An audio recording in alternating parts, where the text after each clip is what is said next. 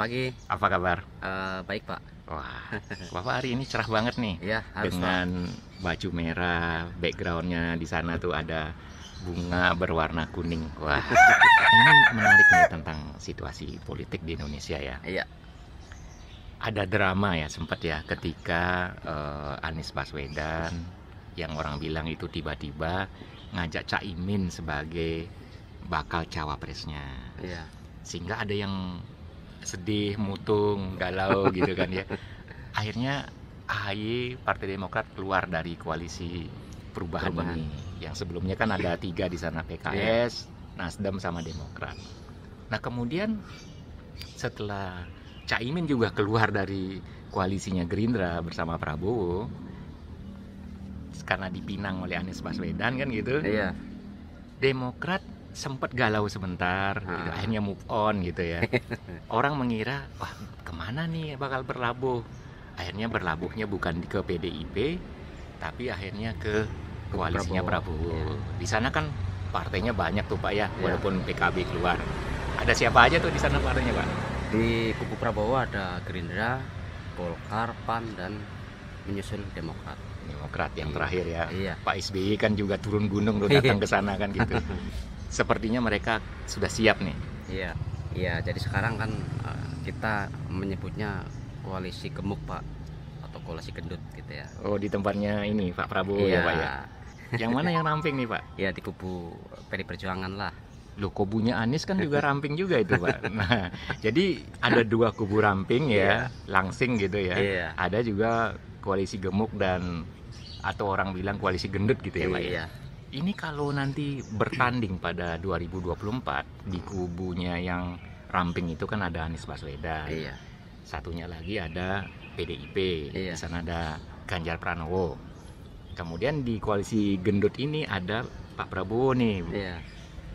Nah kira-kira nih Pak, bisa nggak ini koalisi ramping ini menghadapi koalisi gendut yang partainya lebih banyak nih? Iya.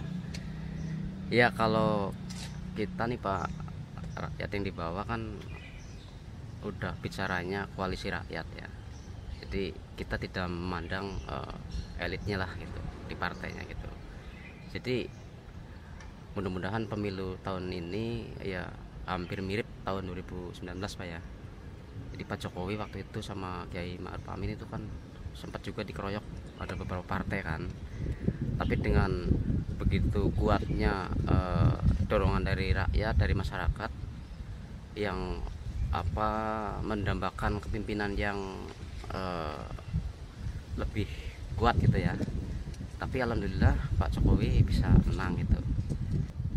Pada waktu 2019 kan Pak Jokowi juga koalisinya ramping menghadapi koalisi yang mirip-mirip sekarang koalisi gendut gitu. Iya, itu Pak. Jadi apa bisa menang Pak dalam situasi yang berbeda dengan 2019 2024 nanti? Kalau dilihat dari antusias masyarakat sekarang ini Pak, itu apalagi sering Pak Jokowi bilang 2024 ini kondisinya memang di rakyat gitu ya. Kalau rakyat benar-benar untuk mendambakan Indonesia maju atau Indonesia Emas di 2024 sampai 2045 itu jangan sampai salah pilih gitu Pak. Nanti kalau kita salah pilih akan stagnan aja, nggak maju gitu.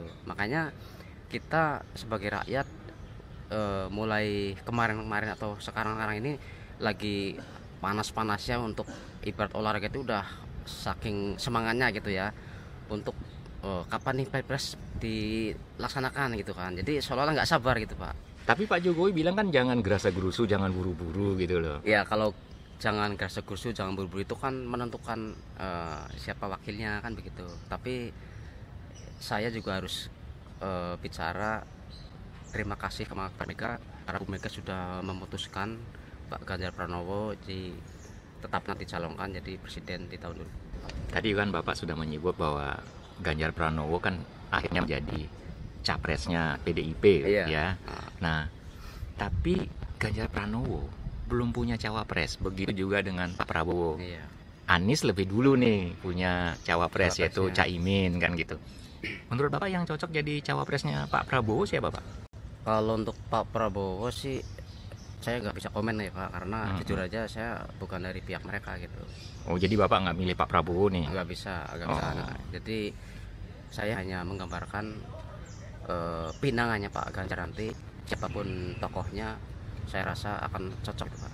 Kan ada beberapa nama muncul Pak, termasuk sempat nama AHY muncul di sana ya.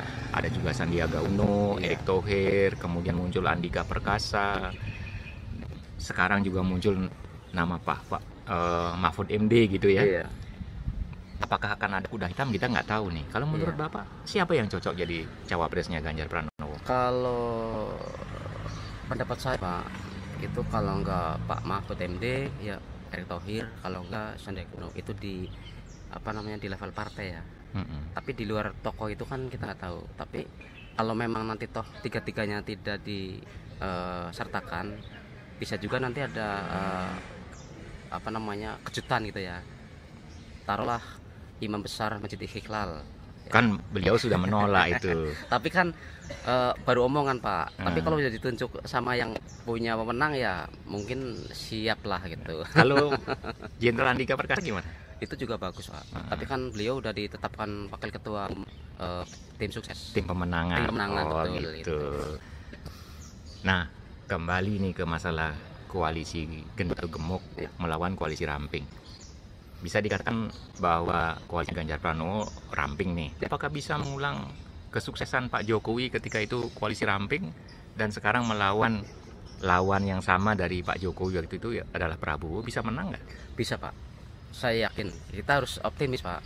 Karena kalau kita nggak optimis, jadi udah nggak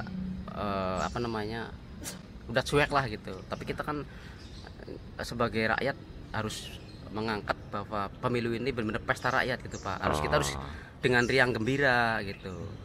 Jadi pergantian pemimpin nasional ini harus kita benar-benar mensupport gitu. Ya dari saya buat Mas Ganjar Pranowo tetap semangat, dan kita percaya bahwa koalisi rakyat itu yang akan memenangkannya. Jadi tidak melihat koalisi elitnya, koalisi dari rakyatnya. Itu aja dari saya. Terima kasih.